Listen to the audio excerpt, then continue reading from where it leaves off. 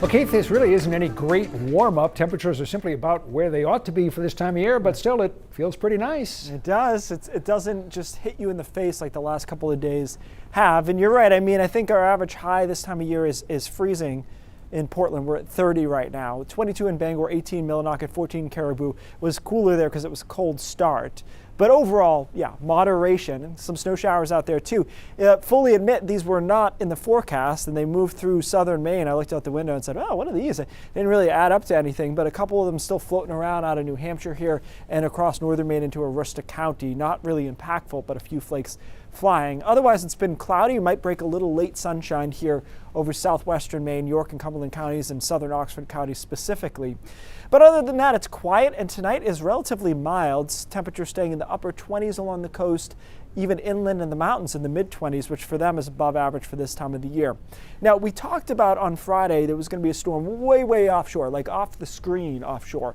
But the northwest side of it is going to rotate into down east enough to give us some snow. Now, I'm going to caution you that this model I think is too aggressive, too far west with some of the snow, and we'll talk more about that in a minute, but I think the timing is right, so I'll still show you that during the middle of the day into the afternoon, snow builds into Bar Harbor, and again into Machias and Eastport, maybe down into Rockland. This is where I disagree, though. I don't think it's quite this strong on Friday night for this long, because if it is, they're going to get a ton of snow over extreme down East Maine, and I don't think that is likely the case. But notice what's happening here on Friday night.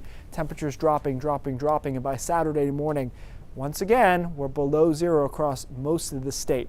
So here's what we think as far as snowfall goes. Could be some snow showers and flurries along the coastline. A coating to up to 2 inches. The westward bound of that is Bangor. The eastward bound is Bar Harbor. And then from Bar Harbor east is where you've got 2 to 4 and then 4+. And I fully admit 4+ is kind of a cop-out range. But I think if we put a top-end number on it, it would be 8. Because I do think there's a lot of potential right here on the edge. Speaking of potential, after a quiet weekend, here comes this Monday storm that we've seen for so long on the models. And it's starting to come into pretty good alignment as far as what this storm is going to look like on Monday into Monday afternoon and Monday night. It looks like we'll all start as snow, but eventually if this low ends up going over Boston, that's not a good low position for us to get snow along the coastline. So after a fight from snow over to maybe some sleet and freezing rain, we would likely change to rain in this current position along the coast, but the mountains would get crushed.